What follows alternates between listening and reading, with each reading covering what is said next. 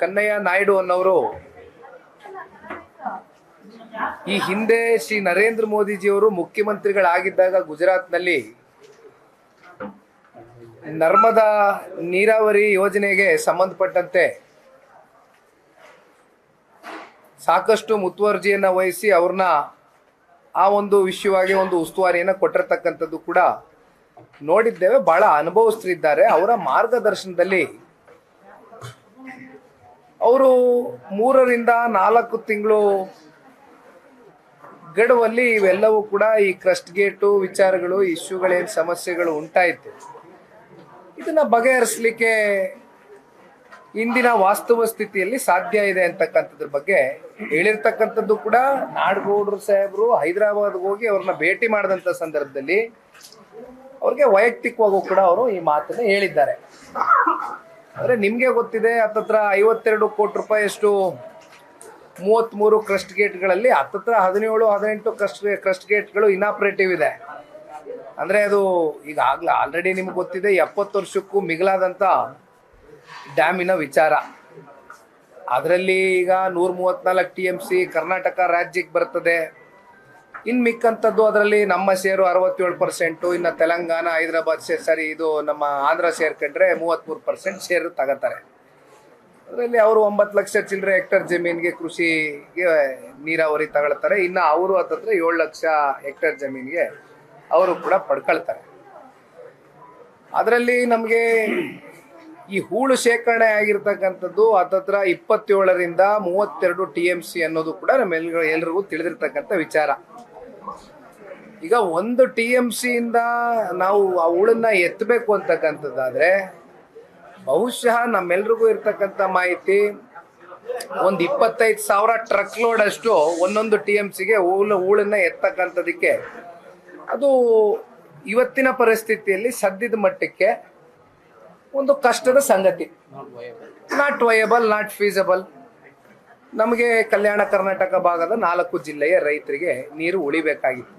80 TMC ಅಷ್ಟು ನೀರು ಈಗ ಸದ್ಯಕ್ಕೆ ಅಲ್ಲಿ ಇದೆ. 2ನೇ ಬೆಳೆಗೆ ಈಗ ನಿಮ್ಗೆಲ್ಲರಿಗೂ ಗೊತ್ತಿದೆಯಣ್ಣ, ಜಿಲ್ಲೆನಲ್ಲಿ ತಾಲೂಕಿನಲ್ಲಿ ಭತ್ತ ಬೆಳೀತಕ್ಕಂಥ ರೈತರು ಅಪಾರ ಸಂಖ್ಯೆಯಲ್ಲಿ ಇದ್ದಾರೆ. ಈಗ ನಾವೇ ಬರ್ತಾ ದಾರಿನಲ್ಲಿ ನೋಡ್ಕೊಂಡ್ ಬಂದ್ವಿ, ಎಲ್ಲ ಕಟಾವು ಮಾಡಿ ಇಟ್ಟಿದ್ದಾರೆ ಮೊದಲನೇ ಬೆಳೆ. ಈಗ 2ನೇ ಬೆಳೆಗೆ ಅವ್ರಿಗೆ ನೀರು ಬೇಕು. ಆದರೆ ಸರ್ಕಾರ ದಯಾದಾಕ್ಷಿಣ ತೋರಿಸ್ದಿರ ಕಟ್ನಿಟ್ಟಾಗಿ ನಾವು ನೀರು ಕೊಡಕ್ಕಾಗೋದಿಲ್ಲ ಅಂತ ಹೇಳ್ಬಿಟ್ಟಿದ್ದಾರೆ. ICC ಮೀಟಿಂಗ್ನಲ್ಲೇನೆ ಉಸ್ತುವಾರಿ ಮಂತ್ರಿಗಳ ನೇತೃತ್ವದಲ್ಲಿ ಎಲ್ಲವೂ ಕೂಡ ತೀರ್ಮಾನ ಆಗಿದೆ. ಅದು ನಾಡಗೌಡರು ಸಾಹೇಬರು ಕೂಡ ಗೊತ್ತಿರ್ತಕ್ಕಂಥ ವಿಚಾರ. ಈಗ ಒಂದು ಮಾತು ನಾನು ತಿಳಿಸ್ಲಿಕ್ಕೆ ಬಯಸ್ತೇನೆ, ಬಹುಶಃ ಇಂಥದೇ ಒಂದು ಕಷ್ಟಕರವಾದಂಥ ದಿನ ಮಾನ್ಯ ಕುಮಾರಣ್ಣ ಅವರು ಮುಖ್ಯಮಂತ್ರಿಗಳಾಗಿದ್ದಾಗ ಎದುರಿಸಿರ್ತಕ್ಕಂಥದ್ದು ಬಹುಶಃ ನಾಡಗೌಡರು ಸಾಹೇಬರು ಅವತ್ತು ಸಚಿವರು ಕೂಡ ಇದ್ರು. ಇನ್ನೂ ಕಮ್ಮಿ TMC ಇದ್ದಂಥ ದಿನಗಳಲ್ಲೂ ಕೂಡ ಕುಮಾರಣ್ಣ ಅವರು ನೀರನ್ನ ಕೊಟ್ಟಿರ್ತಕ್ಕಂಥದ್ದು ಕೂಡ ನಮ್ಮ ಕಣ್ಮುಂದೆ ಇದೆ. ಭದ್ರಾದಿಂದ ಈಗ ಭದ್ರಾದಲ್ಲಿ 10 ರಿಂದ 12 TMC ಅಷ್ಟು ಫುಲ್ ಇದೆ. ಯಾಕೆಂದ್ರೆ ಈಗ ನಮ್ಮ ಪುಣ್ಯಕ್ಕೆ ದೊಡ್ಡ ಮಟ್ಟದಲ್ಲಿ ಈ ಬಾರಿ ಮಳೆ ಆಯಿತು, ಮಳೆ ಆಗಿದೆ. ಎಲ್ಲ ಡ್ಯಾಮ್ಗಳು ನಾಡಗೌಡರು ಸಾಹೇಬರು ಹೇಳಿದಂಗೆ ಸಂಪೂರ್ಣ ಭರ್ತಿಯಾಗಿದೆ. ಇಂಥ ಸಮಯದಲ್ಲಿ ಈಗ ಸರ್ಕಾರ ಒಂದು ಸ್ವಲ್ಪ ಕಾಳಜಿ ವಹಿಸಿ ಈ 4 ಜಿಲ್ಲೆಯ ರೈತರುಗಳ ಪರಿಸ್ಥಿತಿಗಳು ಏನಿದೆ ಅಂತಕ್ಕಂಥದ್ರ ಬಗ್ಗೆ ಜಲಸಂಪನ್ಮೂಲ ಸಚಿವರು ಎಷ್ಟು ವಿಸಿಟ್ಗಳನ್ನ ಈ 4 ಜಿಲ್ಲೆಗಳಿಗೆ ಕಲ್ಯಾಣ ಕರ್ನಾಟಕ ಭಾಗಕ್ಕೆ ಮಾಡಿದ್ದಾರೆ ಅಂತಕ್ಕಂಥದ್ದು ಒಂದು ಪ್ರಶ್ನೆ ರೈತರ ಮನಸ್ಸುಗಳಲ್ಲೂ ಕೂಡ ಉದ್ಭವ ಆಗ್ತದೆ.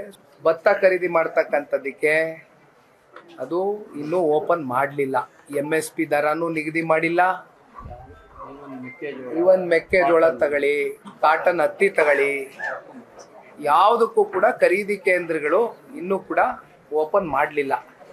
ಈಗ 33 ಕ್ರಸ್ಟ್ ಗೇಟಲ್ಲಿ ಹತ್ತತ್ರ ಒಂದು 17-18 ಕ್ರಸ್ಟ್ ಗೇಟು ಈಗ ಇನಾಪರೇಟಿವ್ ಸ್ಟೇಜಲ್ಲಿ ಇದೆ. ಈಗ ಇವೆಲ್ಲವೂ ಸರಿಪಡಿಸ್ಬೇಕು ಅನ್ನೋ ನಿಟ್ಟಿನಲ್ಲಿ ಈಗ ಬಹುಶಃ ಟೆಂಡರ್ ಆಲ್ರೆಡಿ ಫ್ಲೋಟ್ ಆಗಿದೆ. 52 ಕೋಟಿ ರೂಪಾಯಿಗೂ ಆಗಿ ಅದೊಂದು ಗುಜರಾತ್ ಕಂಪ್ನಿನೂ ತಗೊಂಡಿದ್ದಾರೆ. ಈಗ 19ನೇ ಕ್ರಸ್ಟ್ ಗೇಟ್ಗೆ 1,80,00,000 ರೂಪಾಯಿ ವೆಚ್ಚದಲ್ಲಿ ಈಗ ಆಲ್ರೆಡಿ ಅವರು ಮುಕ್ತಾಯ ಮಾಡಿದ್ದಾರೆ.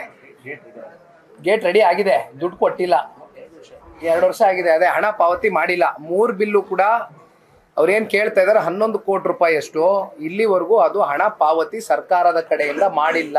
ನಮ್ಮ ವಿಜಯವಾಹಿನಿ ನ್ಯೂಸ್ ಚಾನೆಲ್ನಲ್ಲಿ ಪ್ರಮೋಷನ್, ಜಾಹೀರಾತು, ಅಡ್ವರ್ಟೈಸ್ಮೆಂಟ್ ನೀಡಲು ಸಂಪರ್ಕಿಸಿ 9535808456.